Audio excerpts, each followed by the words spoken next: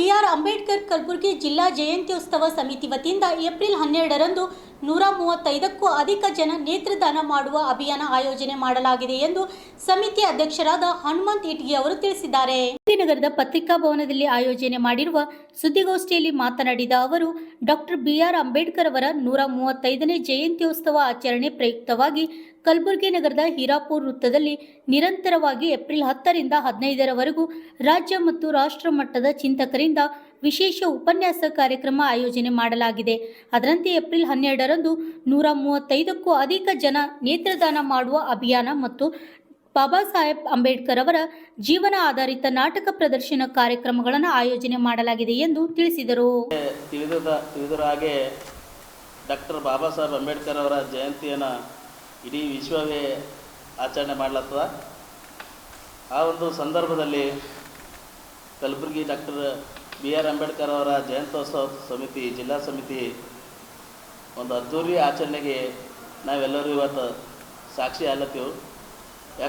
ಯಾಕಪ್ಪ ಅಂತಂದರೆ ಜಯಂತಿ ಅಂದ್ರೇ ಮೆರವಣಿಗೆ ಅವೆಲ್ಲ ಇರ್ತಾವೆ. ವೈಚಾರಿಕವಾಗಿ ಬಾಬಾ ಸಾಹೇಬರ ವಿಚಾರಗಳನ್ನು ಹೊತ್ತೊಯ್ಯುವ ಕೆಲಸ ನಾವೆಲ್ಲರೂ ಮಾಡಬೇಕಾಗಿದೆ. ಆ ಒಂದು ದೃಷ್ಟಿಯಿಂದ ನಾವು ಏಪ್ರಿಲ್ 10ರಿಂದ 15ರವರೆಗೆ ರಾಜ್ಯ ಮಟ್ಟದ ಚಿಂತಕರನ್ನು ಕರೆಸಿ ಚಿಂತನ ಒಂದು ಇದು ಕಾರ್ಯಕ್ರಮವನ್ನು ಹಮ್ಮಿಕೊಂಡಿದ್ದೀವಿ.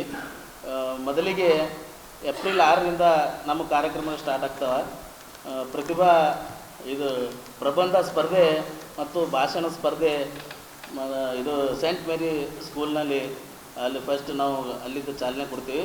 ಮತ್ತು ಏಪ್ರಿಲ್ 10ರಂದ ದಿನಕ್ಕೆ ಒಬ್ಬೊಬ್ಬರಂತೆ ರಾಜ್ಯ ಮಟ್ಟದ ಚಿಂತಕರನ್ನು ಕರೆಸಿ ನಾವು ಕಾರ್ಯಕ್ರಮ 15ರವರೆಗೆ ಕಾರ್ಯಕ್ರಮ ಮಾಡ್ತೀವಿ. 15ನೇ ತಾರೀಕು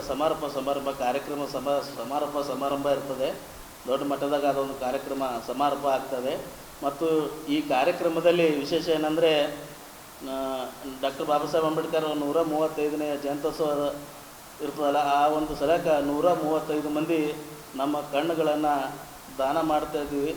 ಯುವ ತಂಡ ನಮ್ಮ ಈ ಸಮಿತಿಯ ಸದಸ್ಯರು ಮತ್ತು ಡಾಕ್ಟರ್ ಬಾಬಾ ಸಾಹೇಬ್ ಅಂಬೇಡ್ಕರ್ ಅವರ ಅಭಿಮಾನಿಗಳು ಅನುಯಾಯಿಗಳು ಈ ಒಂದು 12ನೇ ತಾರೀಕು ಆರೋಗ್ಯ ಶಿಬಿರದಲ್ಲಿ ನಾವೆಲ್ಲರೂ ನಮ್ಮ ಕಣ್ಣುಗಳನ್ನು ದಾನ ಮಾಡ್ತಿದ್ವು. ಅದೇ ರೀತಿಯಾಗಿ ಒಂದು 5 ಜನ ದೇಹದಾನ ಮಾಡಿದವರನ್ನು ಈ ಕಾರ್ಯಕ್ರಮದಲ್ಲಿ ಸನ್ಮಾನಿಸ್ಲತ್ತೀವಿ.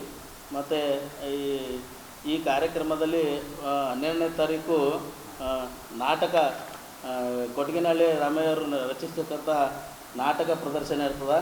ಈ ಪೂರ ಕಾರ್ಯಕ್ರಮದ 10ರಿಂದ 15ರವರೆಗೆ ಏನಿರ್ತದೆ ತಮಗೆ ಆಲ್ರೆಡಿ ನಾವು ಇದಕ್ಕೆ ಹ್ಯಾಂಡ್ಬಿಲ್ ಮುಖಾಂತರ ಮಾಹಿತಿ ಕೊಟ್ಟಿದ್ದು. ಮುಂದಿನ ಇದ್ರ ಬಗ್ಗೆದಾಗ ನಮ್ಮ ಗೌರವ ಸಲಹೆಗಾರ ಅಧ್ಯಕ್ಷರಾಗಿರ್ತಕ್ಕಂಥ ಅನಿಲ್ ಟಂಗ್ಳಿಯವರು